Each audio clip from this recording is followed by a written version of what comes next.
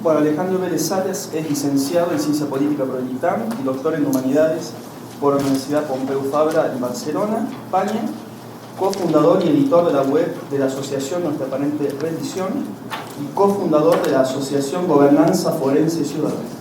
Actualmente cursa el postdoctorado en la UAM, Xochimilco. Buenas tardes, gracias por venir, gracias por la invitación a 17 y a Flaxo. Cuando nos contactaron a Nuestra Aparente Rendición, pues nos pareció un gran foro para presentar un poco lo que hacemos desde esta web, desde este colectivo portal. Es algo un poco etéreo lo que hacemos, y porque normalmente pues nos presentamos pues en foros, hemos hablado en foros más periodísticos, más en eventos especiales como en las conmemoraciones de los feminicidios en Juárez, etc.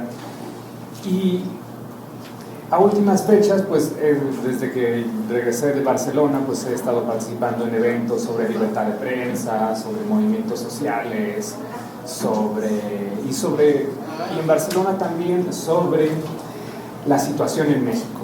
Entonces cuando Benjamín me pidió el tema de la charla, pues me puse a pensar de qué voy a hablar. Entonces, pues como les comentaba, pues hablando de movimientos sociales, por un lado de libertad de prensa y por el otro lado de la situación de México, pero sobre todo para los ojos extranjeros, porque para muchos ojos extranjeros en México todavía no pasa nada. Entonces, pues por eso decidí nombrar esta charla Resiliencia Social en un contexto de excepción. Porque estamos en un contexto de excepción, estamos en un contexto de guerra. Ya en la mañana Pilar hablaba sobre si era o no necesario usar la palabra guerra. La administración de Felipe Calderón decidió usarla al principio de su mandato. Luego se les dijo solo para que los periodistas buscaran las conferencias en donde lo había dicho, y le contaron como 55 menciones de la palabra guerra. La actual administración ni siquiera juega con el término. Es, a lo mejor, pongámoslo desde este punto de vista, un poco más inteligente. Pero en mi punto de vista, lo que viven muchas de las zonas, lo que se vive en muchas de las zonas en México, es una guerra. Una guerra, como lo menciona Gamble, ¿no? Una guerra que ya no es lo que era, ¿no? Ya no vemos a los soldados a lo mejor fumando el mismo cigarro en la trinchera. Ya no se sabe cuándo empezó la guerra en México.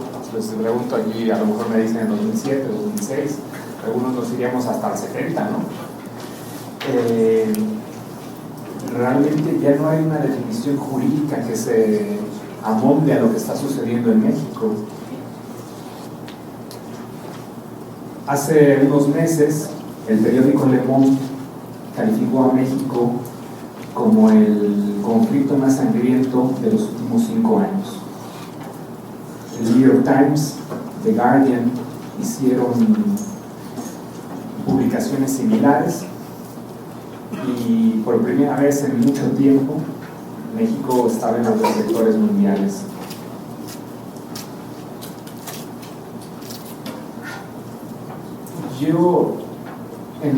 Cuando presentábamos Nuestra Aparente Rendición en Europa, en foros europeos, pues la gente no pensaba lo que no se imaginaba, no alcanzaba a creer todo lo que les contábamos. Cuando les preguntamos por el conflicto más sangriento del mundo, pues Siria normalmente era el primer referente. Y bueno, a pesar de que en México nos guste pararnos el cuello con los rankings, yo creo que si somos de la 15ª selección de fútbol, que si somos el 60, la 20ª economía, etc., yo creo que el que un periódico haya sido como haya sido, citando a Felipe Calderón, nos coloque como conflicto más sangriento del mundo, tiene que decirnos algo, ¿no? Tiene que decir algo en la arena internacional, tiene que decirnos algo a nosotros. Esto yo lo empecé a notar también cuando visitaba otros países. Por ejemplo, cuando visité los Balcanes por primera vez, cuando se enteraban de que yo era mexicano, siempre me recibían con frases de telenovelas, porque aunque ustedes no lo crean, las telenovelas de Televisa llegan a los Balcanes y solo las subtitulan, no las doblan. Entonces las frases típicas de María Mercedes y todo eso les llegan a ellos. Entonces me recibían con estas frases o con algún comentario sobre el último partido de Rafa Márquez. El año pasado volví a ir a Bosnia y si bien todavía había algún comentario futbolístico sobre el Chicharito, ya muchos me recibían con bangs, diciendo, oye, pues qué peligroso tu país, ¿no? O sea, que te digan que es peligroso tu país en medio de los Balcanes a 15 años de la guerra, a mí no me resultó gracioso. Incluso un músico callejero en Zagreb, en una plática ahí normal, me comentó que él desde pequeño su sueño era irse a tocar guitarra a México, pero que el año pasado había estado platicando con un empresario que le habían secuestrado a su hijo y que por eso había desistido de su sueño y que ahora mejor quería irse a Brasil. En fin, ustedes seguramente sabrán los números de la guerra, ¿no? Estos números que se han convertido en un lugar común discursivo, que si tenemos 100,000 muertos, 25,000 desaparecidos, 4 millones desplazados, realmente no alcanzamos a comprender la tragedia social que hay detrás de cada uno de estos números, de cada una de estas celdas de Excel. Es imposible. Recuerdo muy bien cuando eran 25,000 asesinados, luego subieron a 40,000, nos empezamos a preocupar. Lo digo en España, ¿no? Donde estaba yo. Nos estacionamos un muy buen rato en los 60,000 y con los 60,000 salimos a las calles, hicimos las mantas, protestamos, acudimos al llamado del Movimiento por la Paz con esa cifra en mente, con 60,000. Ahora, ¿cuántos son? Si tomamos los datos del INEGI, los últimos datos que nos dan son cerca de 98,000 homicidios dolosos. Investigaciones de Z Tijuana, del Diario de Juárez, hablan de un número parecido. Pero es que detrás de este número hay una tragedia social insondable. Y no solo están los asesinados, porque es muy curioso que la peligrosidad se tome solamente a través de los homicidios, ¿no? Últimamente salió un índice ahí de las ciudades más peligrosas del mundo, en donde solamente se tenía el índice de homicidios dolosos, ¿no? Había muchas ciudades mexicanas.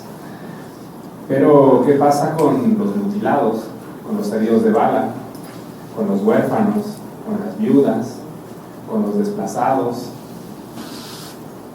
¿Qué pasa con toda la gente que sufre estrés postraumático después de haber visto una balacera, de haber visto cómo le mataban a un amigo? ¿Qué pasa con los desaparecidos? Los desaparecidos, afortunadamente, están en la agenda pública hoy, pero no lo estaban hace 3 meses. Hace un mes o 2 meses se filtró esta información de la PGR, ¿no? Había una lista medio mal hecha, tenía 20,000 casos, ¿no? Y que en los casos, pues obviamente estaba de chile, de dulce y de manteca. Estaban secuestros, estaba privación ilegal de la libertad, estaban desapariciones, estaban extravíos, ¿no? ¿Por qué? Porque pues, no en todas las entidades federativas está el delito de desaparición forzada, ¿no? No existen todas. Entonces, pues, yo creo que esta base, que según el gobierno calderonista, la administración calderonista nunca se hizo, cuando se le preguntó a la nueva administración tampoco existía. Hoy nos dicen que sí, que el lunes nos la dan y que son 27,000, pero claro, obviamente después de que Human Rights Watch saca un informe con 250 casos documentados, ¿no? Si no, yo me pregunto, si no hubiera salido este informe de Human Rights Watch, nos hubieran dado la lista. ¿Cómo está hecha esta lista? Recientemente, unas compañeras de Fuerzas Unidas por Nuestros Desaparecidos en Nuevo León hicieron un experimento un poco accidental en una preparatoria de la Universidad Autónoma de Nuevo León, y le pidieron a sus alumnos, bueno, que levantaran la mano si conocían amigos, familiares, conocidos con algún desaparecido. Y ahora, pues para replicar este ejercicio que hicieron mis amigas, yo voy a hacer un ejercicio en esta sala. ¿Alguien de ustedes tiene un conocido, familiar, amigo que esté desaparecido?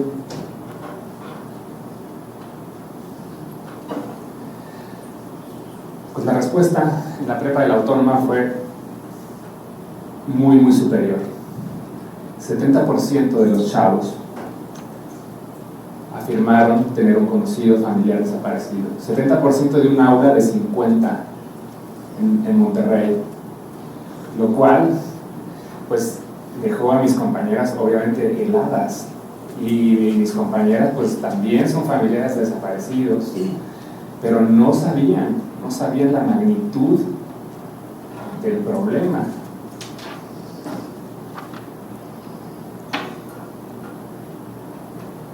Obviamente, esto no solo está pasando en Monterrey, está pasando en Veracruz, está pasando en Guerrero, está pasando en Tamaulipas, está pasando en Morelos.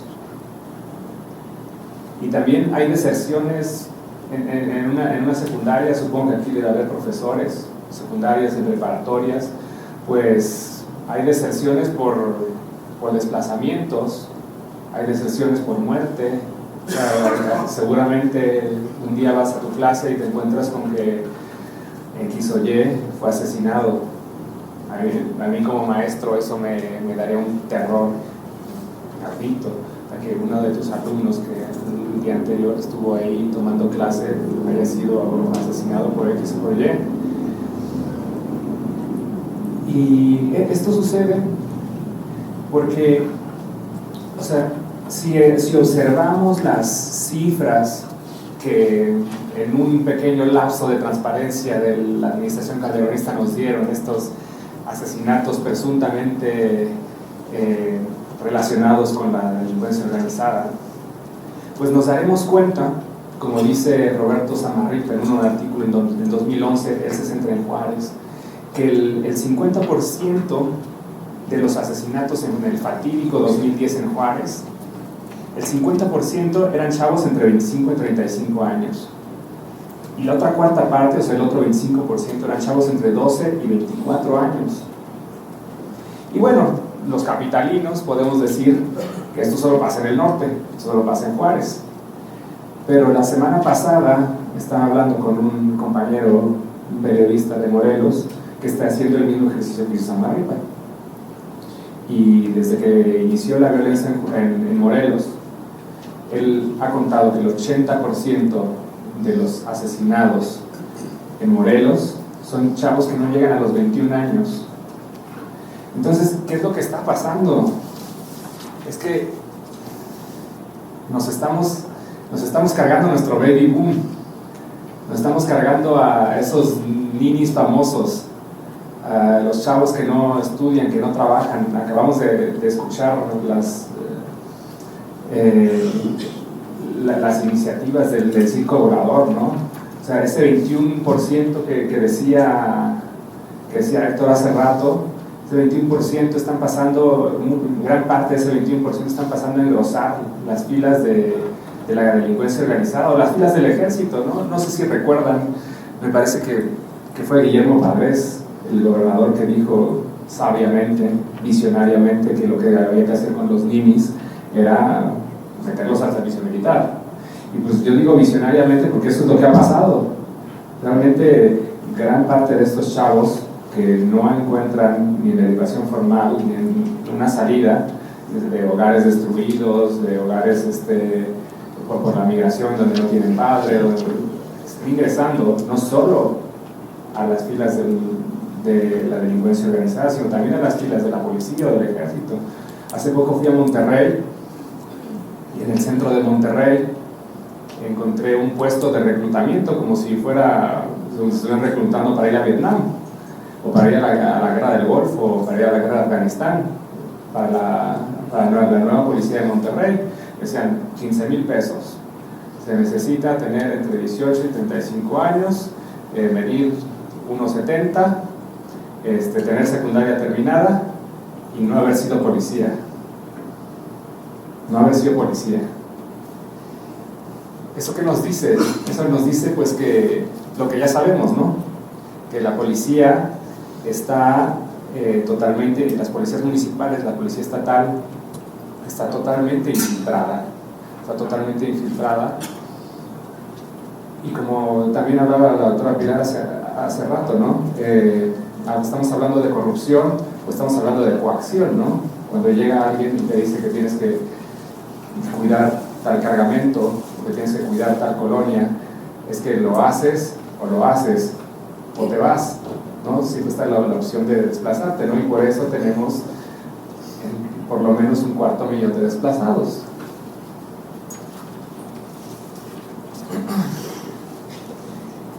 Pero la corrupción no solo está en las policías, la corrupción está en las aduanas, la corrupción está en el ejército, la corrupción está en la política. Seguramente hemos leído todos algún artículo de rumorología, ¿no? En los medios de que tal gobernador ganó con dinero del narco, que tal municipio ganó con dinero del narco. O sea, si el río suena no es que agua lleva, o sea, ya esto no es un río, es una cascada, ¿no? Tenemos tantos rumores que alguno tiene que ser cierto, ¿no? Y solo salen a los medios algunos, solo sale Villanueva, sale Yarrington, los políticos michoacanos que quiso encarcelar Calderón, en fin. Esto me lleva a una reflexión necesaria, que creo que también ya se hizo aquí, que es intentar romper con el maniqueísmo, ¿no? Del discurso de este conflicto. O sea, no son buenos contra malos, no hay, en ninguna guerra lo hay, y bueno, en esta mucho menos, ¿no? La estrategia discursiva de la administración de Felipe Calderón, pues, por un lado fue criminalizar a las víctimas, y por otro lado considerarlas como daños colaterales, ¿no? Entonces siempre se hablaba de un uso muy parecido al que hizo George Bush en la guerra contra el terror, ¿no? If you're not with us, you're against us, ¿no? En varios discursos se filtraba este mismo tipo de discurso maniqueo, donde los otros son los malos, ¿no? ¿Quiénes son los otros? ¿Quién es el narco? ¿Quiénes son los malitos, los malandros? ¿Acaso es aquel señor panzón, bigotudo, con cinturón piteado, botas de avestruz, pechera y cuerno de chivo? Ese es el estereotipo del narco que tenemos, ¿no? Ellos son, o sea, cada vez que te encuentres a alguien así, pues ese es. Pues no, o sea, el narco es desde el hedge funder, desde el inversionista que mete el dinero al sistema financiero, es el banquero que se hace de la vista gorda para que ese dinero pueda cruzar las fronteras. Es el campesino que tiene que sembrar amapola y marihuana en vez de maíz. Es el soldado también que se hace de la vista gorda porque le pagan para que los deje sembrar. O sea, el narco es toda una entelequia, no es una entelequia que está inscrita en el Estado mexicano.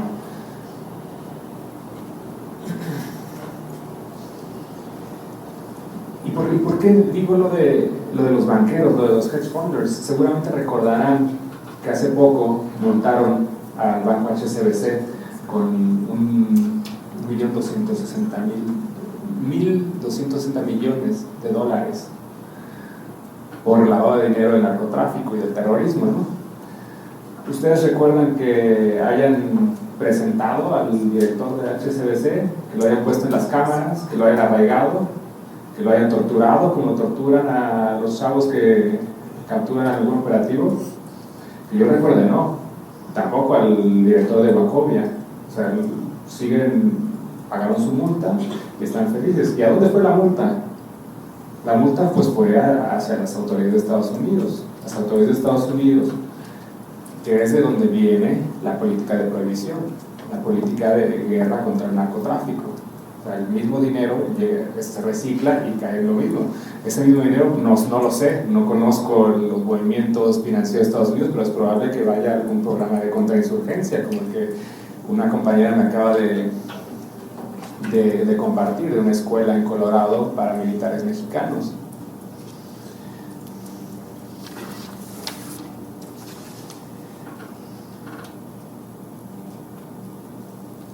Yo creo que cuando hablaba de dónde empezó la guerra, yo creo, y en esto estamos de acuerdo algunos compañeros de nuestra aparente rendición, es que tenemos que ubicar la prohibición, tenemos que ubicar el régimen de prohibición y además la estrategia militar, que más que resultados ha creado un desastre en Latinoamérica. Obviamente es aventurado, es más difícil que mandarle una carta a los Reyes Magos, decir que se acabe el régimen de prohibición, ¿no?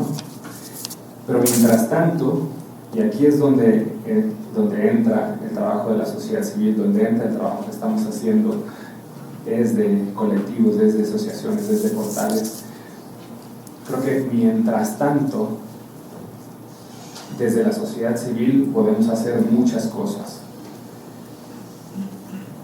Es aquí donde entra un concepto que yo me acabo de topar no hace mucho tiempo, que es el concepto de resiliencia. El concepto de resiliencia, pues, seguramente les es familiar, empezó a ser usado en la metalurgia y sobre todo en los barcos, ¿no? Para ver el nivel de resistencia de los materiales al agua, ¿no? Cómo podían resistir estos materiales al agua sin quebrarse, ¿no? En las últimas décadas empezó a ser usado en la rama de la ecología. Hay journals de ecología especializados en resiliencia de ecosistemas, que básicamente lo que intentan, pues, es investigar, pues, el punto de quiebre, ¿no? de los ecosistemas naturales, ¿no? Y en la última década, pues, el término ha sido usado sobre todo en la psicología social, tanto en la psicología y en la psicología social. A grosso modo se habla de un proceso inherente en la persona para resistir estrés o un shock, un trauma, y construir a partir de eso. Y eso es básicamente lo que nos ha estado tocando hacer en México, porque nos cayó una guerra que no pedimos, nos cayó un conflicto que yo creo que nadie aquí pidió.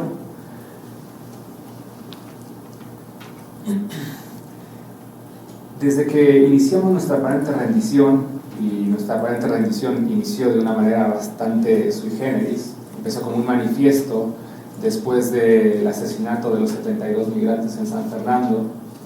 Hizo como un manifiesto al que se fueron sumando firmas, se tradujo a varias lenguas, y finalmente luego, en vez de firmas, pues nos empezaron a llegar escritos, poemas, cuentos, ensayos, porque para muchos San Fernando fue el punto de quiebre, fue el punto de inflexión, no podíamos aguantar más, teníamos que hacer algo.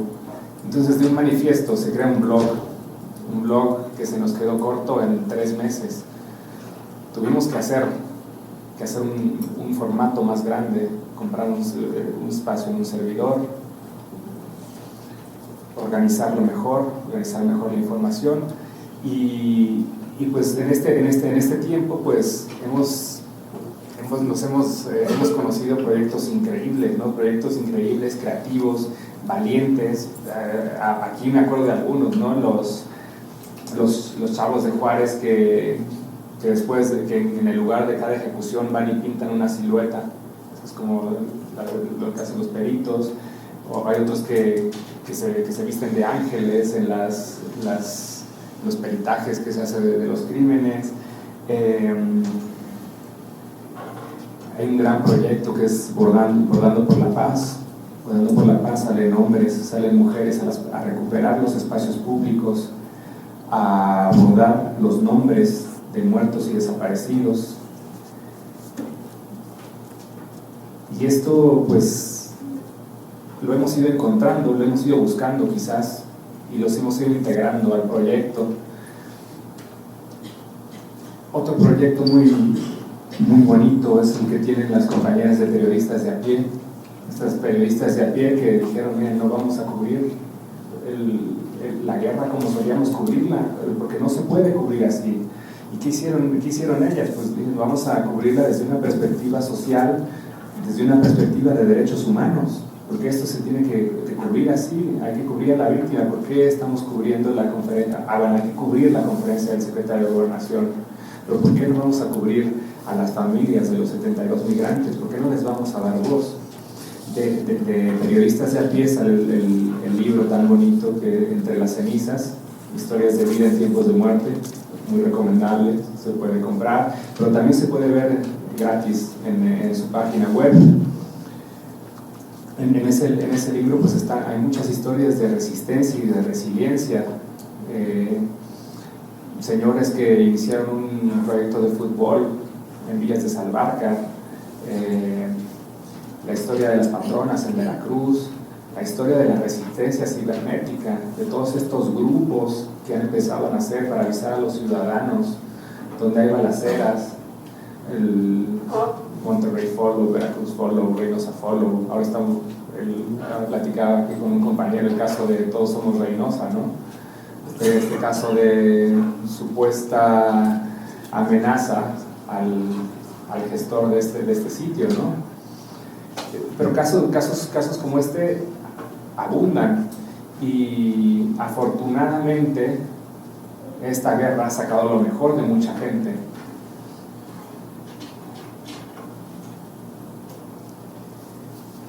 Y afortunadamente desde nuestra aparente rendición hemos tenido la suerte de colaborar con muchos de ellos, porque, como les cuento, nacimos un poco de manera improvisada, de manera urgente, y hemos tenido que hacer huecos, de incorporar disciplinas.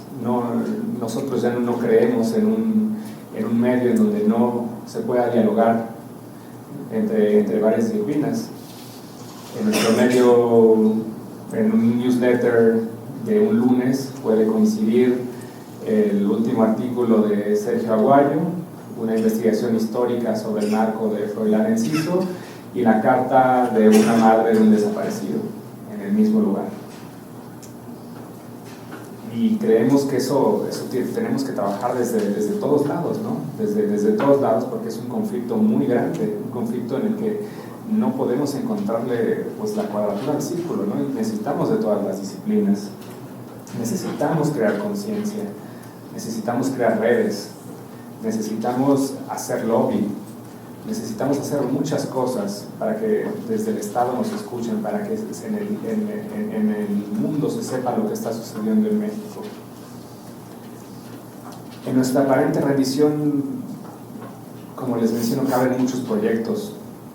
El último que curamos es un libro que se llama Tú y yo coincidimos en la noche terrible. Son las 127 historias de vida de los periodistas y trabajadores de los medios asesinados y desaparecidos del 2000. ¿Por qué hicimos esto? Porque los periodistas asesinados se quedan en la página 7, 8 de los diarios, hay una mención en el noticiero quizás, pero como les mencionaba anteriormente, terminan siendo un número para las estadísticas gubernamentales, es un número, y para las organizaciones de libertad de prensa son un poco más, son un caso. Pero estos periodistas tenían hijos, algunos tenían hijos, algunos iban a casarse, otros tenían padres, colegas, que les ha quedado un tremendo vacío. Y pues tenemos que trabajar por la memoria, tenemos que rescatar esas historias para que no se queden en el olvido. Y qué más que con el gremio de los periodistas, que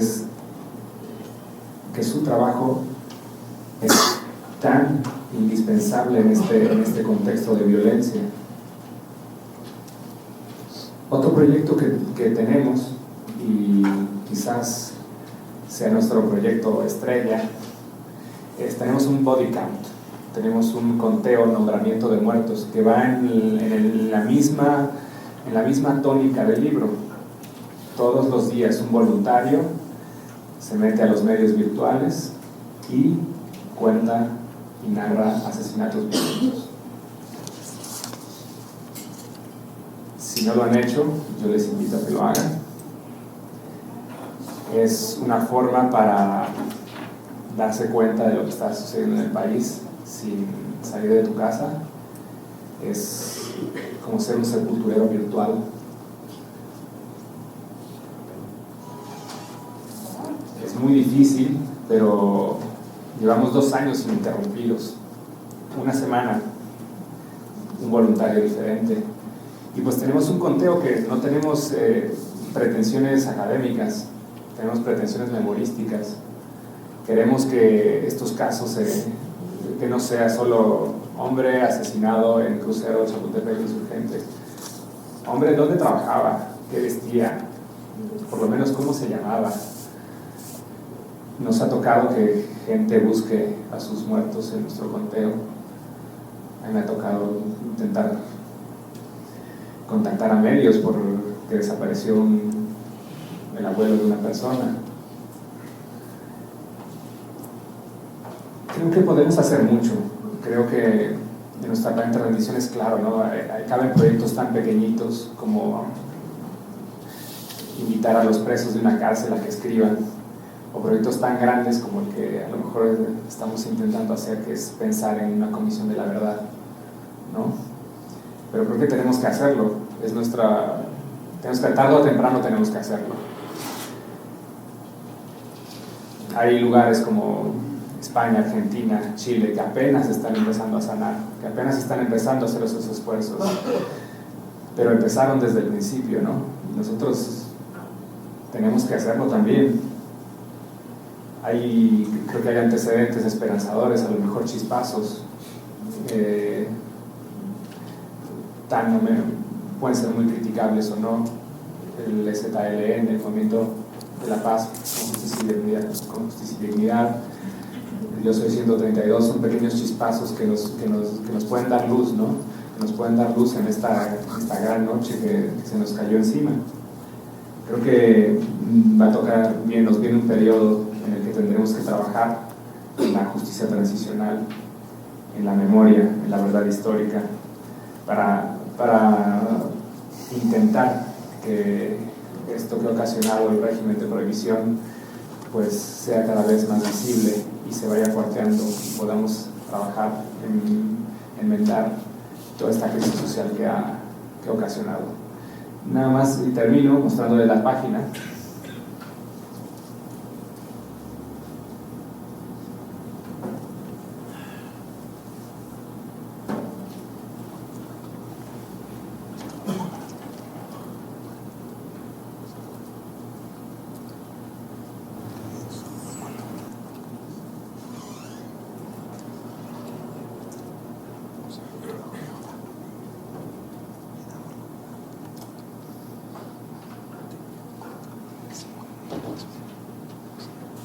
Pues esta es nuestra página, así que necesitamos voluntarios, proyectos, si quieren escribir algo con todo gusto.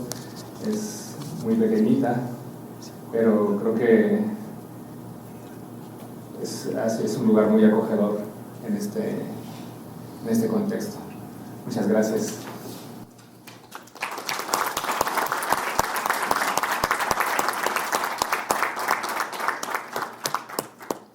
Bueno, damos paso ahora a la conferencia de Óscar Cabezas. Él es doctor en Literatura y Estudios Culturales por la Duke University, profesor en British Columbia, en Canadá, de Literatura y Cultura Hispanoamericana. Es autor del libro Postsoberanía, Literatura, Política y Trabajo, de Ediciones La Cebra, de este año, y actualmente se encuentra editando el libro titulado Narciso en Hispanoamérica.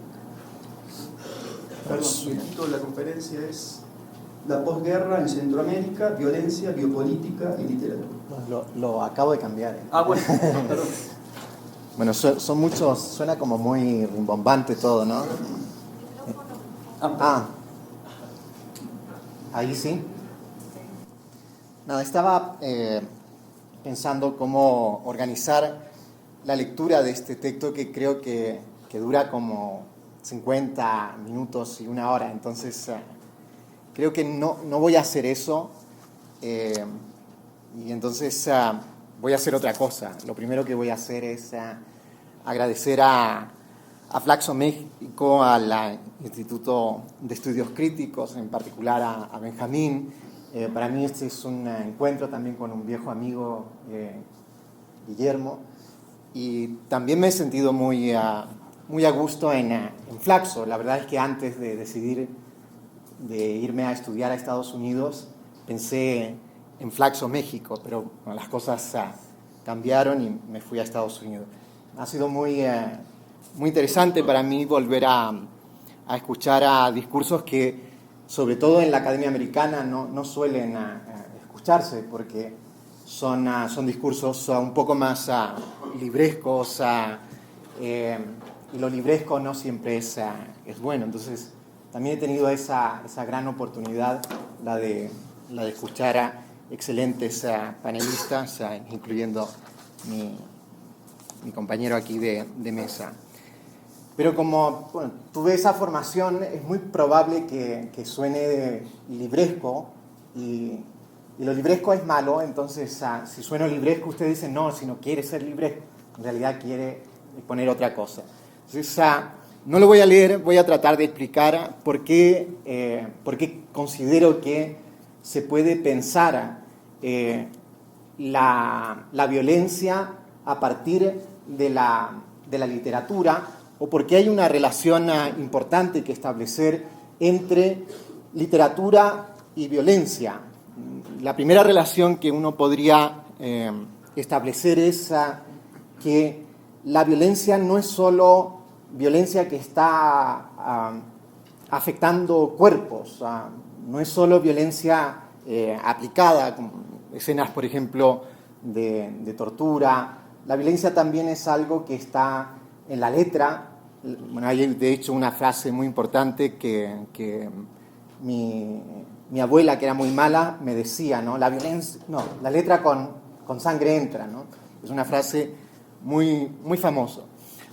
Creo que esa relación, la relación entre la violencia y las letras, es una relación muy importante, porque la violencia siempre tiene una matriz metafísica desde la cual se emerge. Entonces, esa matriz metafísica, por supuesto, que está relacionada con las formas en que se ha configurado nuestro mundo, nuestro universo lingüístico, nuestro universo político, cultural, nuestro universo económico. Y esa violencia, o la matriz de la violencia metafísica, tiene sus grandes pivotes, ¿no? En Grecia, Roma y sobre todo en el cristianismo. Entonces, no hay, creo, posibilidad de establecer un diálogo con la posibilidad de hacer hablar qué significa violencia sin apelar a aquello que nos constituye metafísicamente. Eso que nos constituye metafísicamente, antes se decía el lugar de las ideologías, ¿no? La ideología es aquello que produce efectos de sujeto, y por lo tanto esos sujetos nunca son sujetos que puedan siquiera articular una palabra sin la determinación de la ideología. Entonces, creo que se puede comenzar a recuperar algo en lo que creo muy firmemente, textos que pertenecen a una élite, que pertenecen a una élite de intelectuales, que pertenecen a una cierta idea de que la teoría es para unos pocos y que no puede ser democratizada. Digo esto porque voy a citar un libro, no es una cita, espero, libresca, es el libro de Jacques Derrida, La gramatología. Toda la segunda parte de la gramatología es el intento por dar cuenta del problema, del fenómeno de la violencia, y de cómo Occidente, a través de la antropología, los que conocen el libro se acordarán ahí que el enemigo es Lévi-Strauss, ¿no? El antropólogo más famoso, sobre todo en Brasil, y ese es el que Derrida se dedica a deconstruir, ¿no? Deconstruir significa, en este caso, debilitar el discurso metafísico de la violencia. Y entonces me parece que ese es un libro importante para articular la posibilidad de una reflexión sobre la violencia, porque está seguido ese capítulo, el capítulo dedicado a la violencia de la letra, de otro capítulo muy importante que es el que Derrida titula Ese peligroso suplemento. El suplemento es para Derrida algo que pudiendo no estar, está. Y eso que pudiendo no estar, está, es la fantasía. La fantasía es precisamente el lugar en donde la violencia, por decirlo, ¿sí?, toma lugar. Es decir, sin estructura de la fantasía no hay posibilidad de que podamos convivir, definirnos como humanos en relación distinta a los animales. Todo eso está sostenido por la estructura de la fantasía. Y entonces uno puede decir que el discurso de la modernidad es un discurso que está sostenido por la fantasía de la soberanía. Para que la soberanía sea una fantasía no significa que la soberanía no opera. Eso, la fantasía lo que hacen es precisamente operar, tienen efectos, configuran subjetividades, producen fundamentalismos, producen violencia. Entonces, uno podría decir que una novela de alguien que a lo mejor no se conoce, o a lo mejor sí se conoce mucho, de un escritor salvadoreño, una escritora de un país al cual Gabriela Mistral llamó el pulgarcito de América, Manlio Argueta, escribe una novela que él titula Caperucita en la zona roja. Caperucita en la zona roja, solo el título podría dar para conversar muchísimo sobre cuáles son las fantasías que sostienen la ficción de Argueta, ¿no?, sostienen la ficción literaria de Argueta. Y entonces, Caperucita en la zona roja es una novela del año 1977 que intenta narrar la historia de un poeta que no solo quiere ser un revolucionario. La figura ahí en la que hay que pensar es la figura de Roque Dalton, ¿no? Quiere ser además un buen amante, ¿sí? Y entonces persigue su deseo. Su deseo es no solo consumar un evento poético a través de una experiencia poética que le está dada tanto por la fantasía de la revolución latinoamericana, como por la consumación de su deseo por este personaje que Argueta llama la hormiga, ¿sí? La hormiga es un personaje muy interesante porque tiene una cama, se sabe, él no da muchos detalles a Argueta, pero se sabe que ahí es donde ocurre ese otro acto que también es, si lo pensamos bien, un poco violento, ¿no? La copulación es algo que uno podría pensar como violencia también. Lo digo no de manera casual porque no toda violencia debe ser juzgada en términos esto es malo porque es violento, ¿no? Un beso puede ser algo violento, y en la novela de Argueta, Caperucita en la zona roja, hay muchos besos, hay sobre todo algo que los seguidores de Žižek podrán reconocer, es muy violento. El amor es una de las formas de violencia que toma parte en esta novela, donde hay policías, hay guerrilleros tratando de formar, de rebelarse contra el Estado. Entonces, esa novela, que es una novela del año 77, en donde el contexto es todavía el contexto de soberanías nacionales que, si bien son frágiles, la soberanía moderna, o lo que también se puede llamar la modernidad política, es muy, muy fuerte. No ha entrado, como lo decía la profesora Pilar al comienzo de estas sesiones, en lo que se puede llamar el proceso de descomposición de la soberanía. Caperucita en la Zona Roja pertenece a ese ciclo. Es una novela moderna en donde la poesía y la posibilidad de la experiencia poética están relacionadas con la violencia política en nombre de la fantasía de la revolución y la violencia constitutiva del amor, ¿no? Del amor de pareja. Todo eso ocurre en el marco, en el contexto de una soberanía en la cual el capital transnacional, la violencia del capitalismo neoliberal todavía no ha puesto en crisis, porque hay todavía posibilidades de que los revolucionarios o los guerrilleros, el Frente Farabundo Martí en El Salvador, pueda tener logros que son soberanos, ¿sí? Tomarse el Estado, por ejemplo, a través de la violencia armada o guerrillera es un logro, o lo era, un logro soberano. ¿Sí? De lo que se trata es de tomarse la soberanía, de tomarse el Estado para articular soberanamente un proyecto.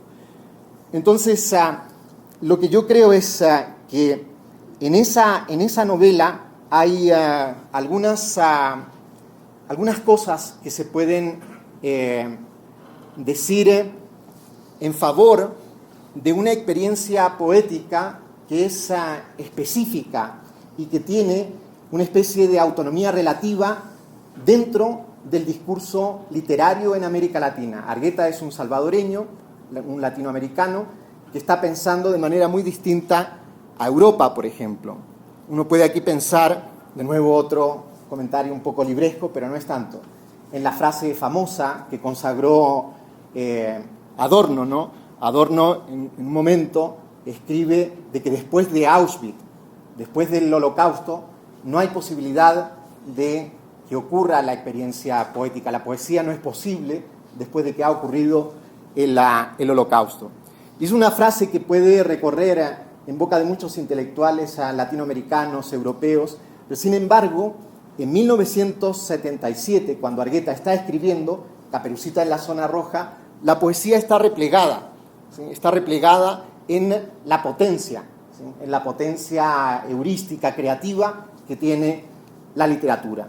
Entonces, la poesía ahí funciona como un discurso no solo de contraviolencia, podemos llamarlo así, de contraviolencia al poder de las dictaduras, al poder de los estados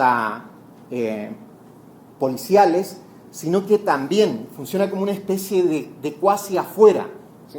De cuasi afuera respecto de qué, respecto del poder que produce no solo cuerpos dóciles, siguiendo las teorías de Foucault, sino que también puede producir zonas de afección a través de una violencia material, física, sobre cuerpos torturados, desaparecidos, que son parte también muy terrible de la historia de los países de Centroamérica.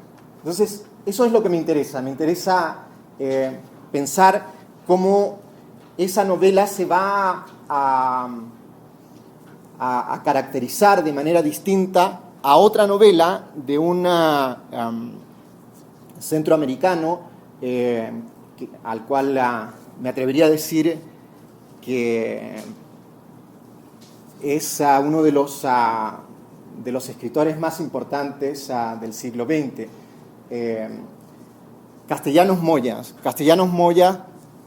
Horacio Castellanos Moya escribe una novela muy pequeña, muy recomendable, que se llama Con el arma en el hombre. Y con el arma en el hombre ocurren cosas que son completamente distintas a las que, es muy mala la metáfora, no se me ocurre otra, encierra el contexto de la novela Caperucita Roja de Argueta. con el arma en el hombre es la historia de un comando al cual le apodan Robocop. Robocop, igual que el de la película, y le apodan Robocop precisamente porque es una máquina de asesinar. O sea, ¿quiénes asesinan? Por supuesto que asesina a los insurgentes, asesina a los guerrilleros, y se sabe, por supuesto, que asesina a todos aquellos que estén vinculados al Frente Farabundo Martí. Es una máquina de controlar mediante la muerte la subversión contra, de nuevo, estados como el de El Salvador, Guatemala, que son estados frágiles, pero que todavía dependen de lo que se denomina, así por lo menos lo denomina Carl Schmitt, el sistema interestatal de la modernidad.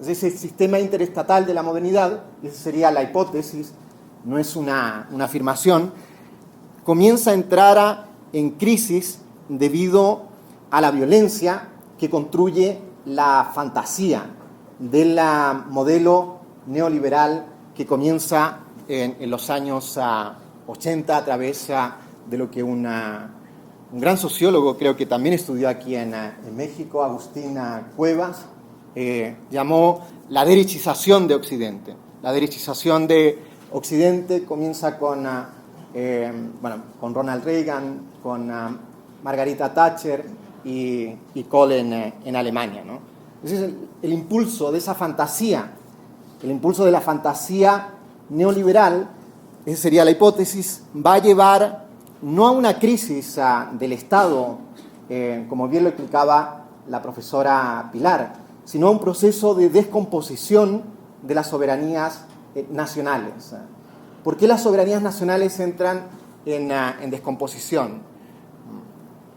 Porque el capital no solo se transnacionaliza a niveles nunca antes sospechados, sino que las soberanías territoriales, las naciones, comienzan a debilitarse debido a que el capital puede entrar y salir cuando quiera. Aquí en México hay un caso paradigmático, que es el caso del efecto tequila, que se llamó, que entraban capitales y luego salían cuando querían y entonces dejaban hoyos terribles para la economía nacional. Entonces, el proceso de descomposición de las soberanías nacionales no es descomposición del Estado. Los Estados son hoy día mucho más fuertes, como lo explicaba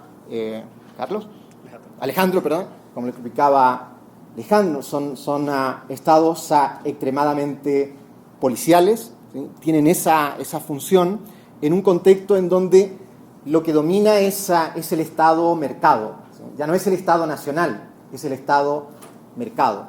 Y entonces, ¿qué hace en ese contexto una novela como el arma en el hombre de Horacio Castellanos Moya? Piensa un nivel de violencia que es muy distinto a la violencia producida por el antagonismo entre grupos guerrilleros y el Estado custodiado por dictadores. La novela es muy distinta a la de Argueta porque lo que Horacio Castellanos Moya intenta pensar es una violencia que se ha transnacionalizado debido a que ya no hay, esto es muy obvio lo que voy a decir, no hay referentes, no hay verdades, ¿sí?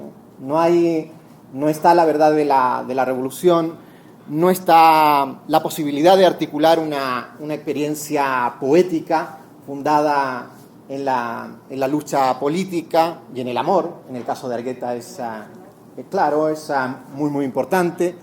No hay tampoco la experiencia que está en el imaginario pictórico de Camilo Minero. Camilo Minero es un pintor salvadoreño, a veces creo injustamente no muy reconocido.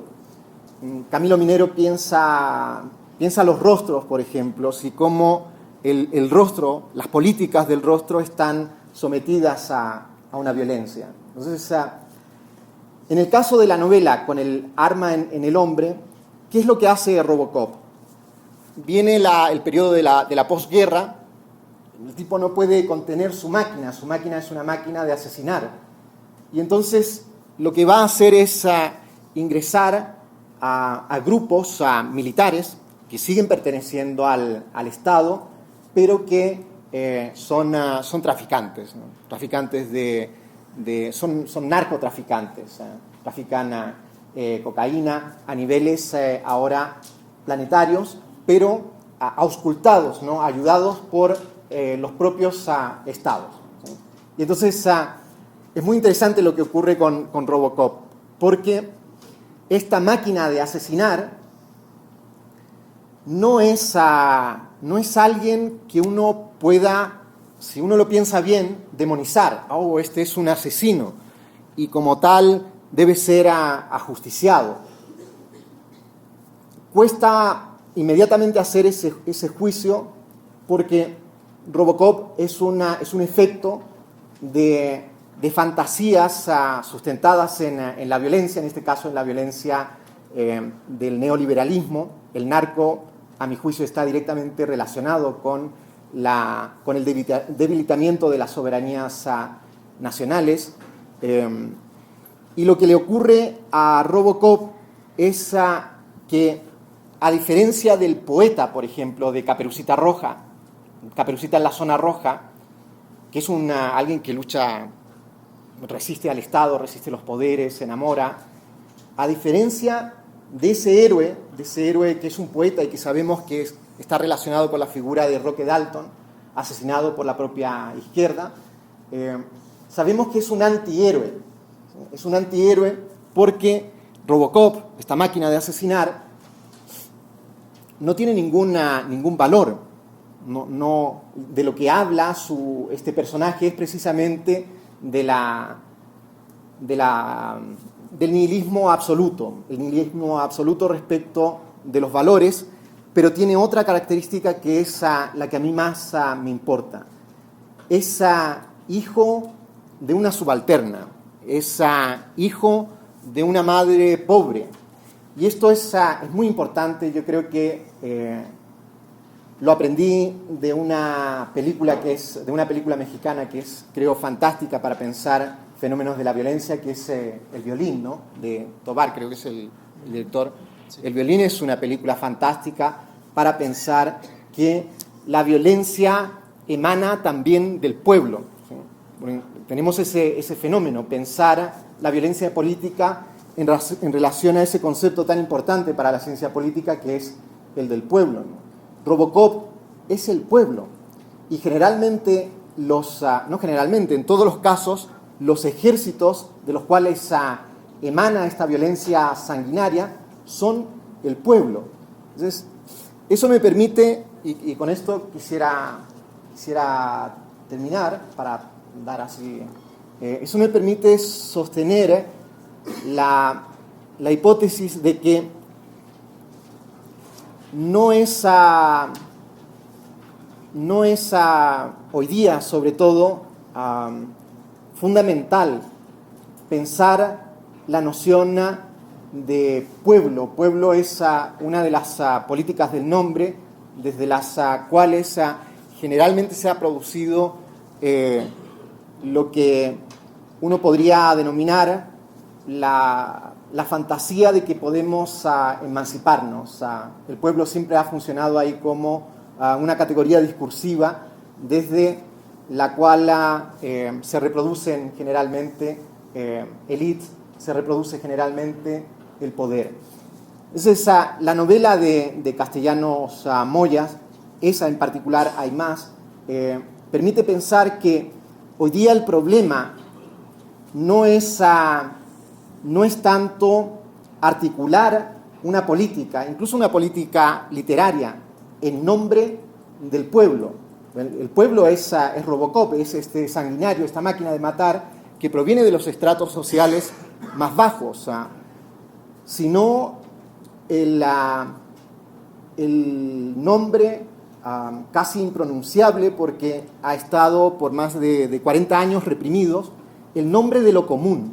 O sea, cualquier intento, esa sería mi conclusión, cualquier intento por pensar hoy día una política incluso a la cual no me gusta la palabra, tengo muchos problemas con ella, una política revolucionaria, quizás más preciso aún, una política de la emancipación pasa por pensar lo común. Y lo común es la palabra reprimida desde que la hegemonía neoliberal se asentó y no se dejó ningún espacio para poder resistirla. No solo hay política neoliberal, esto yo creo que es lo más grave de todo, hay una fábrica cultural que es también neoliberal y de la cual los propios intelectuales de izquierda son efectos. El neoliberalismo no es solo una política económica, es también una fábrica cultural. De esa fábrica cultural, por ejemplo, se pueden nombrar algunos elementos. Esa fábrica cultural, y aquí a lo mejor me meto en lío con algunos de ustedes, está relacionado con el paradigma de las identidades. El paradigma de las identidades ha hecho mucho daño porque todo pasa por lo cultural, ¿sí? Entonces, el refugio en lo cultural es el nuevo suplemento de un capitalismo incontenible.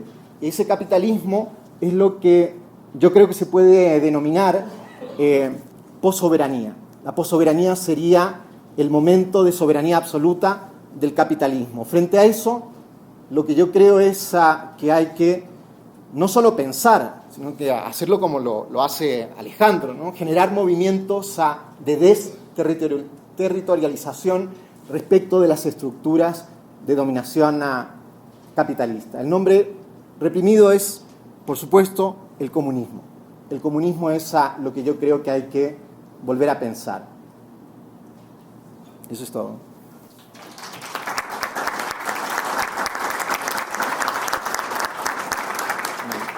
El texto era muy bonito, ¿eh? Bueno, abrimos una ronda de preguntas del público. Bueno, entonces, ahí, el que levantó por ahí. Sí. Hola, ¿qué tal? Mucho gusto. Muchas gracias, Alejandro. Muchas gracias, Oscar, por las dos prácticas presentaciones. Yo tengo un par de preguntas dirigidas una a cada quien, pero creo que de alguna otra forma pueden estar relacionadas. La primera la voy a hacer a Alejandro, porque en ese orden me ha dado. Y tiene que ver con la cuestión de cómo ha sido narrada la guerra, digamos, en el nivel público, digamos. Toda guerra, como tú bien sabes, tiene un aspecto económico, un aspecto político. Muchas veces incluso las guerras tienen una fuente económica o una fuente política. Y aquí sí, digamos, un poco quisiera hacer uso de tu conocimiento, porque se ve que estás muy empapado en el tema, ¿no? La pregunta estaría compuesta de dos partes. La primera es, ¿tú consideras que la narración pública de la guerra en México se ha enfocado de manera exclusiva en los aspectos bélicos, digamos, o sociales, en la descomposición social que ha creado y que ha dejado de lado estos otros aspectos económicos y políticos? Estoy pensando, digamos, un buen ejemplo de una guerra o, digamos, de un proceso parecido, digamos, de Chile, ¿no? Digamos, de la represión en Chile, que se da al mismo tiempo del experimento, del primer experimento económico del neoliberalismo en Latinoamérica, ¿sí? Entonces la pregunta sería ¿tú crees desde tu perspectiva, que es claramente una perspectiva muy enterada sobre el problema, si tú crees que se han dejado de lado estos aspectos? Si ese es el caso, la pregunta siguiente sería ¿por qué? Ese es un poco hacia Alejandro. Oscar, pues sí, efectivamente, la fantasía, digo, obviamente tu plática es muy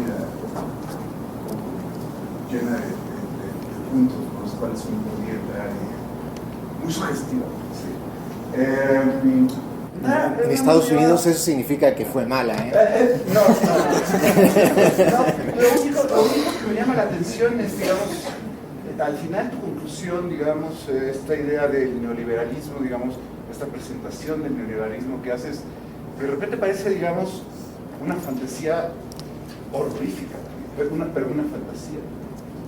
Cuando piensas en el concepto de possoberanía, porque la soberanía total del capitalismo, esa es una fantasía, en el sentido más estricto del uso que le puede dar Zizek, que le puede dar Lacan, por ejemplo, ¿no? Es una fantasía horrorífica, ¿no? Digamos, me pregunto si no estás cayendo tú también justo dentro del problema fantasmático al definir tu problema, digamos, o tu acercamiento es había ya, me parece. No, aquí. Aquí, allá. Buenas tardes. Felicidades por sus exposiciones. Para Alejandro, rápidamente. Héctor nos hablaba en la anterior exposición de que él aprovechó un espacio en la radio que estaba subutilizado para promover programas y de hecho tuvo éxito y ahí fue una gran parte de su desarrollo posterior, ¿no? El volador, el circulador, etc. ¿Tú no consideras que Canal 11, Canal 22, Canal 30, ahora, en fin, no hay espacios que se puedan utilizar en los medios de comunicación televisivos? No existe realmente ningún discurso de lo que tú estás mencionando que cotidianamente pues, vamos a estar escuchando. Las barras programáticas están totalmente desoldadas con respecto a eso. Tenemos nada más la nota roja y el parte militar, como quien dice. Y otra pregunta, ahora la pregunta, básicamente un comentario para Oscar. En los 80s, en la UNAM, llegaban los representantes del Frente Fernando Martí a las facultades a hablar lo que estaba pasando en El Salvador. Con una frialdad analizaban cómo morían las personas en El Salvador y hablaban de la correlación de fuerzas y hablaban de ofensivas y contraofensivas estratégicas y la táctica y no sé cuántas cosas, pero en realidad lo que uno veía era muerte y destrucción. Yo quisiera saber en ese sentido cuál es tu opinión con respecto a esto que estoy diciendo desde tu perspectiva que acabas de mencionar. Gracias. Dos más, ahí. Buenas tardes, mi nombre es Tere Gómez y voy a hacer una demanda poco popular, a riesgo, pero Alejandro, creo que nos debes una conferencia. Hablaste muy poco de la resiliencia, mencionaste 2 minutos el concepto, pero no hablaste más de qué es, cómo se construye, cuáles son los factores de resiliencia, cuáles son los riesgos psicosociales, por qué se toca o no con la resistencia, la equiparaste, pero bueno, en qué puntos sí se equipara y cuáles no. ¿Por qué resiliencia ciudadana? ¿Qué diferencia hay con la resiliencia individual? En lo colectivo, ¿qué papel juega? En fin, creo que nos la debes. Allá. Sí, muy interesante el análisis sobre la literatura centroamericana, particularmente estas obras que forman parte de Manuel Argueta, Sea, Roque Dalton, de aquel que es conocido como la generación comprometida, que era parte de los productos culturales que existían como contrahegemonía a la dictadura militar en El Salvador en esa época. También hay algunas obras de mención como mucho anteriores, como El Señor Presidente, de Miguel Ángel Asturias, y otras tantas que hablan sobre dictaduras centroamericanas y latinoamericanas.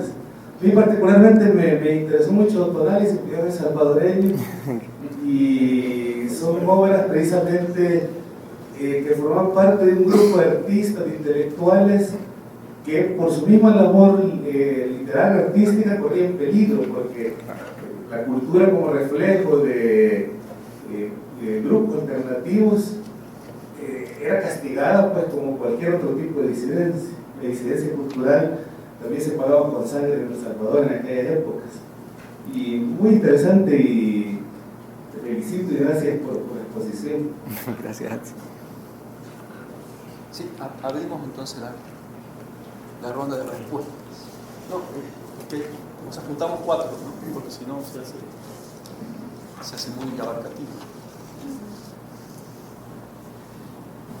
Voy con la primera pregunta sobre el discurso de la guerra. Yo, y que también le llegaré con la tercera pregunta, o la tercera demanda. Yo soy especialista en seguridad.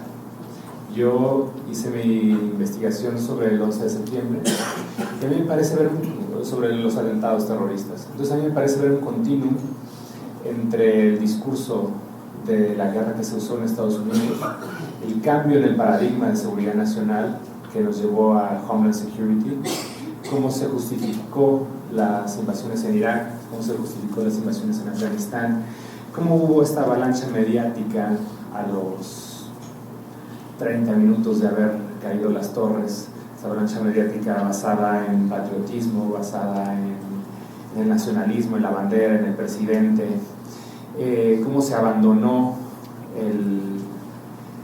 la objetividad.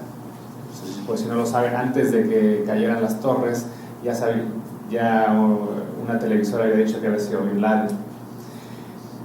A mí me parece que el discurso de seguridad de Homeland Security, y aquí afortunadamente me acabo de encontrar con el libro de Wilber Torre, en Narcoleaks, en donde por fin pude unir como que la guerra contra el terror, contra la guerra contra las drogas. Nos habla de esta reunión entre el equipo de transición de Felipe Calderón y el equipo de transición de George Bush, ¿no? Donde Calderón le pide ayuda, ¿no? Calderón ya había visto el proceso de legitimación que tuvo George Bush en Estados Unidos a través de la seguridad, que tardó mucho tiempo. Y George Bush fue un presidente totalmente ilegítimo un buen rato, hasta que abrazó el discurso de la seguridad. El discurso de la seguridad en donde pues realmente lo que más se afectó fue la solidaridad. Todo el mundo estaba aterrado por la figura del terrorista islámico, la alteridad. O sea, entonces, yo me puse al principio a analizar discursivamente las palabras de Calderón y prácticamente parecía que estaba viendo lo que había dicho George Bush después del 11 de septiembre. Y obviamente con este tipo de discursos, pues cuestiones como lo que comentaba, del lavado de dinero, que me parece lo más lógico para combatir en el caso del narcotráfico, pues se olvidan, ¿no? Se olvidan las consecuencias sociales y no se rescatan las consecuencias sociales hasta que realmente surge el movimiento por la paz. Y se rescatan mal, se rescatan en el lenguaje de las víctimas. Ustedes seguramente recordarán a Calderón hablando como ciudadano, no como presidente. Él decía, yo les hablo como un hombre, como padre de familia, no les estoy hablando como presidente, mientras las víctimas le están pidiendo justicia, están pidiendo al jefe de las Fuerzas Armadas, al presidente de la nación, que viera sus casos, ¿no? Y él les hablaba como padre de familia, entendiéndole. Entonces, cuando se decide adoptar el discurso, los daños sociales de las guerras, pues obviamente lo hace mal porque no estaba preparado para hacerlo, como no lo hizo George Bush hasta que se sumaron las muertes de soldados norteamericanos, y no lo ha hecho tampoco Obama.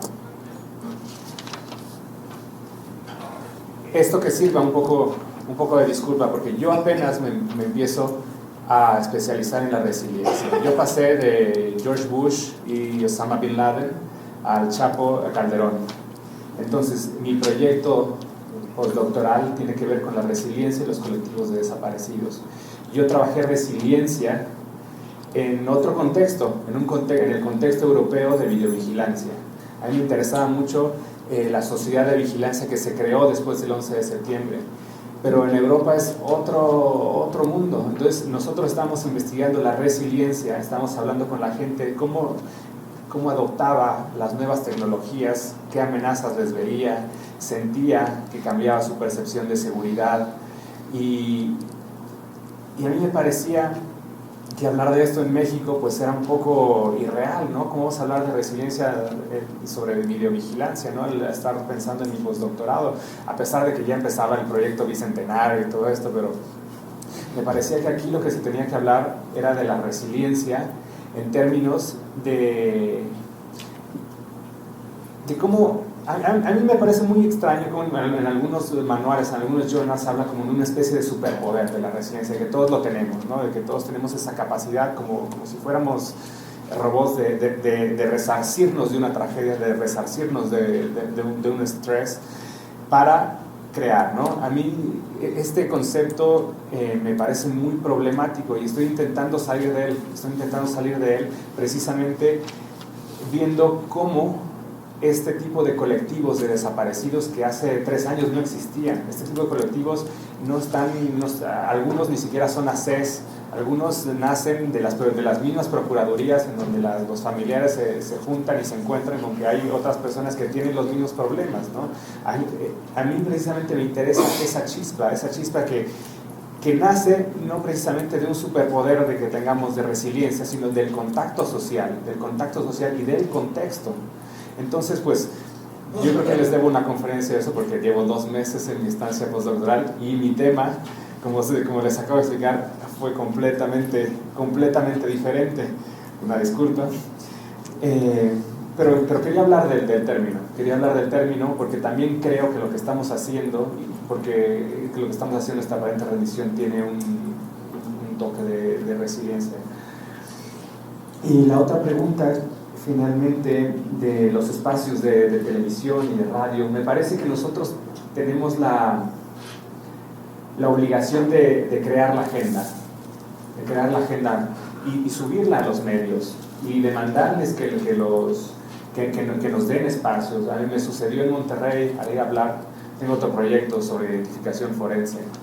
Entonces un colectivo de desaparecidos me pidió que les dé una charla sobre identificación de ADN. ¿Qué les voy a decir yo a los familiares que llevan meses haciendo una investigación, ¿no? Y curiosamente mi presencia y la conmemoración de una desaparición en Monterrey pues desató que al día siguiente el programa de multimedios tan famoso del Arqui Benavides llamara a la presidenta de ese colectivo a su mesa del domingo. ¿Por qué? Pues porque de repente pues el tema de los desaparecidos estaba en boga y ese día se le había entregado una carta a Rodrigo Medina y había habido una charla sobre identificación de ADN que nadie sabía.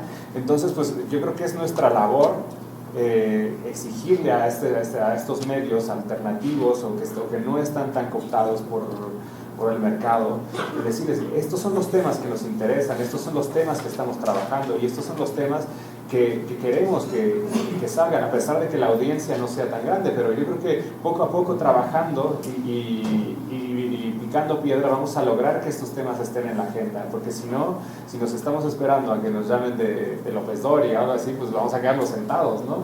Y creo que no es momento para quedarse sentado, es momento para ir y decir, yo tengo esta propuesta, estoy haciendo este proyecto de identificación forense, estoy haciendo este proyecto, que me puedes dar un espacio, puedo hacerlo, ir a las universidades, nosotros estamos yendo a las universidades a presentar el libro, a platicar con los chavos qué es lo que está sucediendo, es la única manera de crear conciencia de lo que está sucediendo.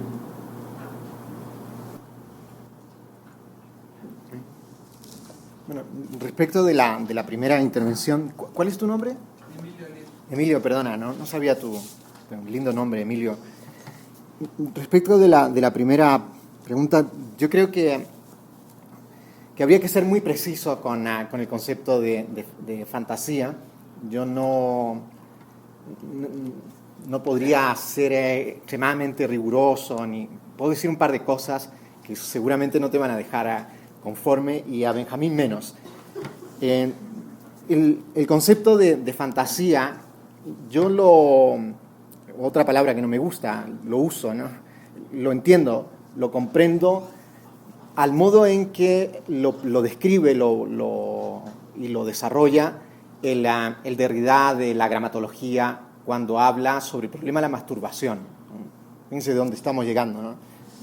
Violencia y política, y sale un panelista hablando de masturbación. ¿Por qué el problema de la masturbación es importante para la definición de la fantasía? Porque lo que hace en ese texto Derrida es elaborar toda una discusión a propósito de cómo Rousseau piensa el problema de la masturbación, y entonces elabora, extrae desde esa textualidad su concepto de suplemento, y entonces dice que el suplemento es peligroso, al igual que la masturbación. No puedo entrar en más detalle que eso. Y entonces hay otra forma de definirla, que efectivamente está en el autor que tú citas, cuando él en sus interpretaciones de Lacan explica la relación entre lo simbólico y lo real. Aquí Benjamín me va a matar con esta interpretación libre, ¿no? Pero yo creo que el punto que se puede entender, y esto sí es fundamental para comprender los fenómenos de violencia, es el hecho de que lo real, el horror, lo real sería el lugar que ocupa el horror, no tiene simbolización, no puede ser traído a la representación, y por lo tanto es irrepresentable, ¿no? Lo que describe, ¿cuál es tu nombre? Arnoldo. Lo que describe Arnoldo, tú tienes toda la razón. El discurso de un guerrillero hablando de manera abierta de cómo aniquilar al enemigo, etcétera, no se puede decir, pero eso no significa que en lo dicho aparezca el horror de la guerra, por ejemplo, o el horror de lo que hoy en día se habla en Centroamérica de la posguerra. Pero entonces esos lugares me interesan mucho, porque creo que hay esta no es una idea mía, es de un filósofo español que se llama Arturo Leite, que sostiene que hay un momento en la historia del cine en donde sí es posible hacer aparecer, quizás en destellos, el horror de la guerra a través de la literatura. Y esa película es Apocalipsis Now, más o menos la ubicarán con esa escena fantástica de Marlon Brando. Entonces, en esa película aparece el horror de la guerra precisamente porque tiene como apoyo la novela de Conrad, ¿no? La novela de Joseph Conrad. Eso por un lado. Por otro lado, se puede también, creo, decir, y insisto que no estoy siendo muy riguroso con esto, porque hay muchas cosas que se me escapan, es pensar esto que Lacan llama, bueno, no llama, sino cuando dice que la relación sexual no existe, es decir, que cada vez que tengo relaciones sexuales, en realidad nunca es con mi pareja, sino necesito la fantasía para hacer posible la relación sexual. Y lo otro de la possoberanía, yo creo que es una noción, no sé si, yo no creo ser el inventor de ese concepto. Lo que yo digo es que hay un momento actual, presente, incluso cualquier persona que quiera pensar lo que Foucault llama la ontología del presente, debe lidiar con los procesos de descomposición de la soberanía. Esto que decía Pilar, por ejemplo, a mí me pareció realmente impresionante, ¿no? Que la ilegalidad económica permite un tipo de acumulación capitalista desenfrenada, ¿no? Son problemas que yo creo están asociados a descomposiciones del lugar que ocupaba antes la soberanía. Entonces, yo uso la palabra possoberanía para sostener de que lo que hay es la soberanía absoluta del capital y que no hay afuera. No hay ninguna exterioridad al capitalismo. Respiramos el capitalismo, esto que estamos haciendo acá necesita de una cierta lógica del intercambio para funcionar, porque si no, no funciona. Y lo otro, bueno, la intervención me encantó, la del... ¿Cuál es tu...? De la de Danilo, muchas gracias es un comentario. Lo otro que sí quisiera decir es efectivamente en esto que tú llamas a la generación comprometida, hay un soporte ideológico. Ese soporte ideológico fue el que produjo la muerte de Roque Dalton. O sea, la muerte de Roque Dalton se dice que fue asesinado por Joaquín Villalobos. Joaquín Villalobos era uno de los altos, comandantes del Frente Farabundo.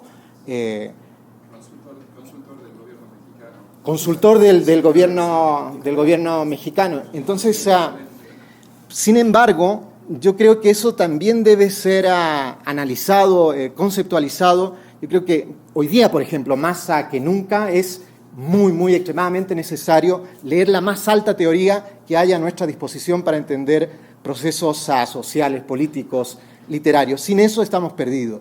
Y lo digo porque hay mucho que criticar de lo que ocurrió en la década de los 60, de los 70, de lo que ocurrió con la última revolución triunfante, que fue la de los sandinistas, porque en Salvador no triunfaron, ni hablar de Sendero Luminoso, de la violencia en Sendero Luminoso, que ocurre también en los 80. Los 80 son muy particulares en el sentido de que lo que yo creo que hay ahí es una dialéctica entre dos posibilidades que están reguladas espectralmente por la Guerra Fría, por los dos gnomos de la Tierra, que son Estados Unidos y la Unión Soviética. Y en ese contexto no había ninguna posibilidad de que las revoluciones en América Latina triunfaran sin el apoyo de este gran nomos que estabilizaba el mundo, ¿no?, que era la Unión Soviética. Entonces, lo que me interesa de ahí, para pensar el fenómeno de la violencia, es que la contraviolencia es parte de una misma matriz metafísica. Hay una dialéctica ahí que se nutre mutuamente y que hoy día no funciona. No es posible pensar la realidad bajo esos conceptos que sí operaron en algún momento. Eso es lo que yo diría.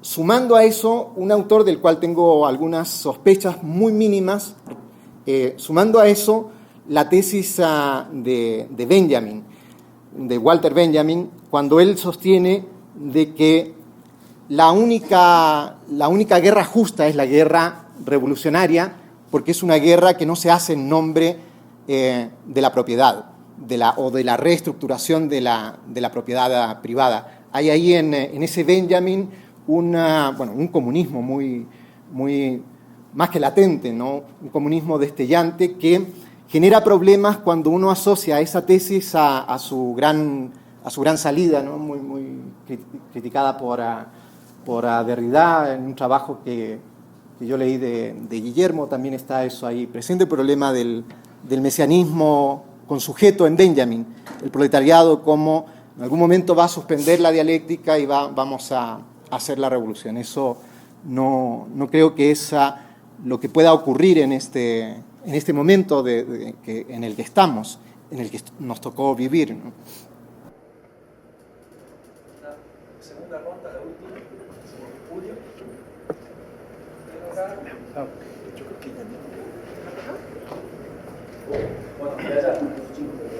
Sí, brevísimo porque estamos muy atrasados. Para Oscar, un comentario. Me parece que lamentablemente, a ver, primero, yo tengo dudas si realmente estamos y qué quiere decir esto que estemos en una época de post-soberanía. Yo creo que todavía hay soberanía. Y que a veces el discurso de la post-soberanía entraña algo medio peligroso porque al final parece ser que las decisiones nunca se toman por agentes visibles y la culpa de todo la tiene una cosa tan difusa como el mercado mundial, etcétera, etcétera, cuando hay decisiones que sí se toman a nivel local, etcétera, y que nadie se hace cargo. Y yo creo que el problema con la soberanía es que la conocemos por sus peores productos y por eso tiene tanta mala prensa, pero la soberanía, sobre todo pensando a partir de Carl Schmitt y compañía, la soberanía es indisociable de otra idea que es la de la responsabilidad, la de hacerse cargo de las decisiones que se toman. Y a mí me parece que habría que recuperar esa idea de soberanía, no solo para recuperar Tamaulipas, el territorio de Tamaulipas, que me parece que también tiene que ser así, no solo para que las decisiones gubernamentales tengan efecto, sino para que además haya gente que se haga cargo de las responsabilidades y de las acciones que emprenden. Estamos ante un Estado en México que ha perdido la capacidad y la voluntad de hasta hacer lo mínimo que define a un Estado moderno, que es, como diría Legoff, contar sus muertos. Nosotros no sabemos quién cuenta los muertos y cómo los cuenta en este país. Entonces me parece que un poco de soberanía, bien entendida, bien rescatada, no le vendría mal a México, ¿no? Bueno, esa era mi...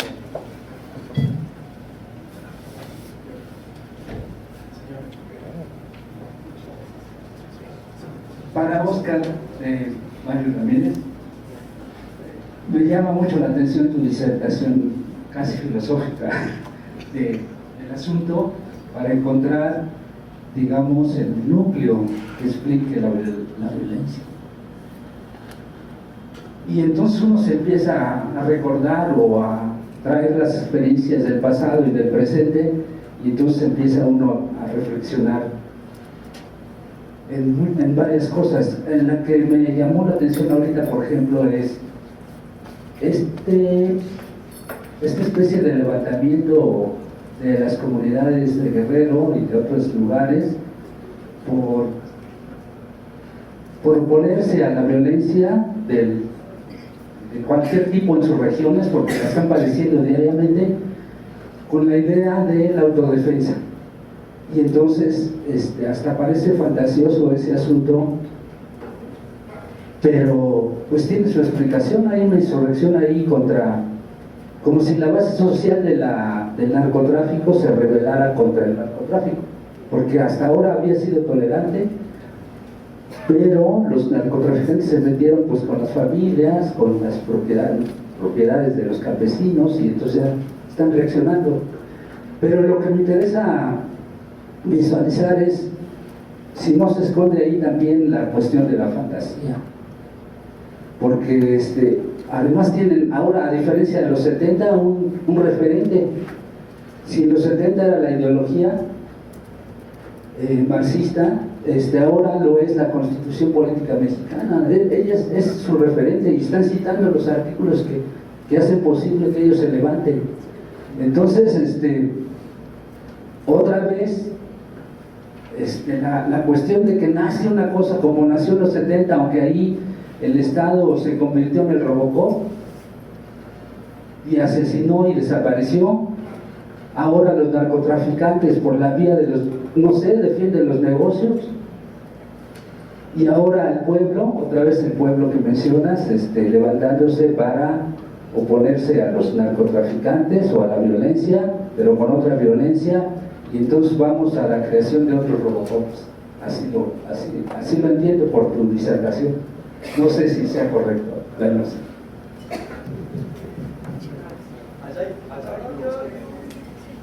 Bueno, hola, ¿qué tal?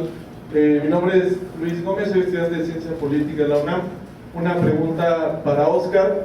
Y bueno, cuando planteas toda esta parte de pensar lo común y que me obliga, digamos, y ahora que has traído el tema de Benjamin, a pensar en esta noción de la violencia divina, ¿no? Y cómo es que hay una violencia que viene a hacer justicia más allá de las leyes y más allá de ese orden establecido que justificaba una violencia, si se quiere, hasta cierto punto reincidente, y una violencia sistemática.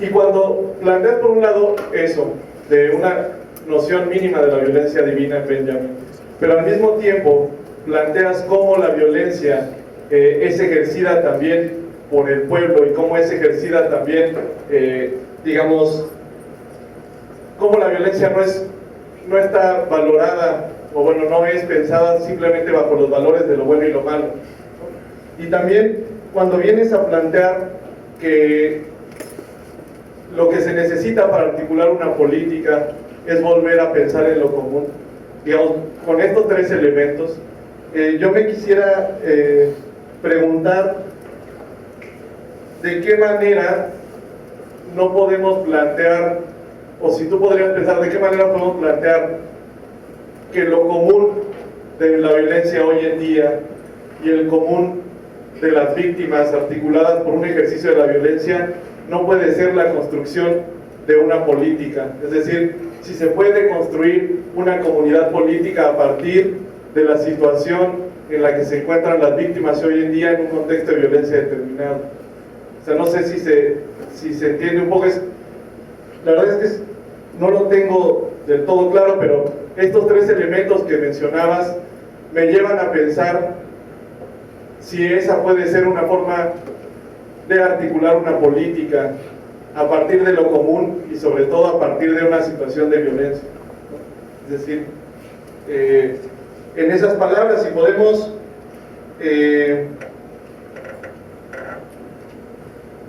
articular una política en nombre de lo común a partir de la violencia y la violencia común, viendo, o sea, digamos, como experiencia clara, me parece que el planteamiento de la soledad común, que es un planteamiento del consuelo y que es un planteamiento que inclusive el Movimiento por la Paz hizo en las caravanas que recorrieron el norte del país, cómo pensar en la soledad común es pensar en la construcción de una comunidad política. Bueno, buenas tardes, yo me llamo Guadalupe Ortiz. Creo que estamos bombardeando a Oscar porque yo también quiero hacerle un comentario y pregunta. Yo creo que tú dijiste algo muy importante, ¿no? El proyecto neoliberal es un proyecto cultural, ¿no? Y yo creo que es muy importante y no ha sido muy estudiado. Bueno, yo estoy haciendo una estancia postdoctoral y estoy estudiando eso, que es un mundo también en sí. Pero bueno, el comentario es que el personaje de Robocop, a mí bueno, es este personaje que viene pues del pueblo, que reproduce esta violencia, porque igual creció en un contexto de violencia, o sea, no puede entender el mundo de otra forma, ¿no?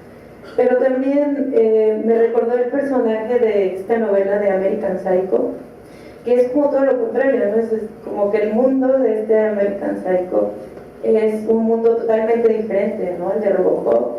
Y sin embargo también ejerce o plantea una violencia destructiva, ¿no? ¿Qué nos puedes comentar sobre esto?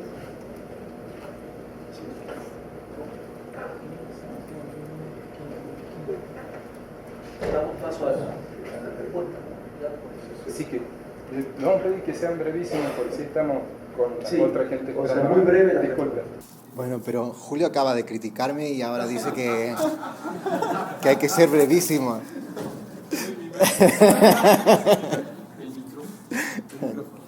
Claro. No sé, son muchas cosas, no sé cómo ordenarlas, porque para acotar el tiempo, yo creo que la possoberanía no es incompatible con proyectos soberanos o proyectos de recomposición de la soberanía, en la medida en que esos proyectos de recomposición puedan ser articulados en nombre de lo común. Yo estoy hablando de lo común a partir del debate que hay entre Rancière, Zizek, por ahí está como la guía, ¿no? para avanzar. Y sobre todo me parece muy acertado lo que dices tú, porque hay una izquierda que es muy escéptica, por ejemplo, muy escéptica con Chávez, y usa todo el aparataje mediático para criticar a Chávez, cuando en estricto rigor lo que hay que ver es cuáles son los progresos de Chávez en términos de una desterritorialización de la lógica tardía del capital. Eso es lo que yo creo que hay que evaluar de un tipo como Chávez. Lo mismo en Argentina, ¿no? En Argentina el fenómeno de las nacionalizaciones son intentos por recomponer una soberanía nacional muy golpeada por el proyecto neoliberal. Entonces, possoberanía, por supuesto que da paso a esa posibilidad. La possoberanía es simplemente para abrir y para dar cuenta de que no vivimos, no hay ninguna fuera a la lógica tardía del capital y que es con eso con lo que hay que lidiar. La pregunta de Luis es extremadamente sofisticada y por lo tanto muy interesante. No sé si podría explicar así en breve todos los puntos, sobre todo porque yo no creo en la violencia divina. Ahí yo creo que podrás haber leído el trabajo de Derrida, que está en Fuerza de Ley, ¿no?, sobre la crítica al mesianismo de Benjamin. En Benjamin el mesianismo todavía tiene un mesías, la violencia divina es algo algo puro, claro, y por lo tanto irrumpe destruye, es destructiva en el sentido de que destruye la violencia mítica del derecho burgués. Eso es lo que le interesa a Benjamin, ¿no? Lo que le interesa es, primero, dar cuenta de que no hay ninguna ley que no tenga un carácter mítico. La fundación mítica de la ley y el derecho burgués es parte de la violencia mítica también. Por eso es tan importante entender, creo yo, que no hay ninguna ley que emane de manera natural.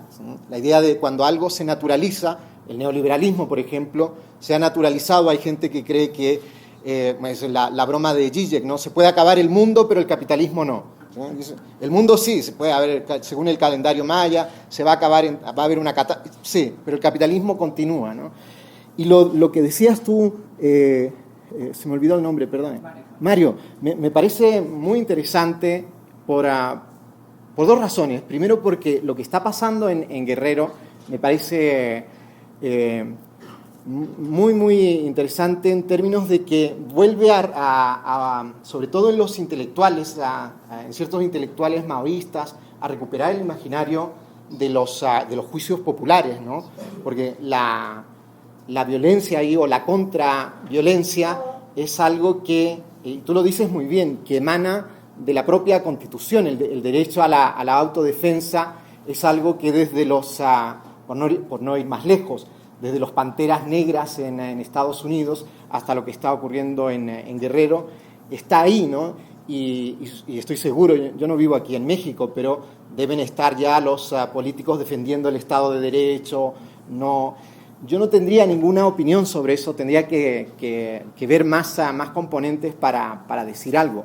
Lo que sí puedo decir es que no creo en modelos dialécticos, creo que no funcionan. Cuando hay una violencia y uno contrarresta con una contraviolencia, hay un problema ahí, porque no hay salida, no hay apertura, no hay relación con lo abierto en modos de articular prácticas políticas a partir de esa dialéctica, de la dialéctica de oponerse a algo. Por ejemplo, hay otras figuras que son interesantes de pensar que no responden a ese modelo dialéctico, que son, por ejemplo, la figura de la apropiación, apropiarse los lugares, los medios de comunicaciones, un poco que creo lo que hace de manera extraordinaria Alejandro a través del blog. Apropiarse no es oponer. Hay yo lo siento por la cosa libresca, pero no puedo hablar de otra forma. En una de las mesetas de Gilles Deleuze y Félix Guattari hay una diferencia muy, muy importante, creo yo, que es entre el ajedrez. El juego del ajedrez es un juego soberano. El juego del Go, que es un juego chino, es un juego imperial donde uno va avanzando por territorios apropiándolos. Ese es otro modelo, un modelo que no responde al modelo dialéctico de la soberanía o al modelo del concepto político en Smith, donde hay amigos, enemigos, como... Entonces creo que la sospecha tuya, que es la misma esa es una sospecha que hay que tenerla muy, muy presente, porque si hay algún tipo de transformación interesante que ha ocurrido en los últimos 40 años de neoliberalismo, es que el modo de producción como tal ha cambiado. Por ejemplo, ya no se puede hablar de capitalismo monopólico como se hacía antes. El modo en que produce el capitalismo es a través de la apropiación. Por ejemplo, Alain Badiou lo define como un capitalismo que funciona a través de lo múltiple, ¿sí? Ya no es el capitalismo entendido como lo que el capitalismo que reduce la multiplicidad a lo uno del Estado. No, Badiou dice que no, que ya no funciona así. Entonces, no tengo ninguna respuesta como a la calle, compañeros, como se hacía antes. No tengo esas respuestas porque creo que es lo que hay que pensar, y para pensarlo hay que estar completamente seguro de que lo que muestra guías es el discurso teórico y el de más alto nivel posible, el más oscuro, el más sofisticado. Eso es lo que puede entregar a guías. Y por supuesto, en mi caso, la literatura, a la cual no renunciaría.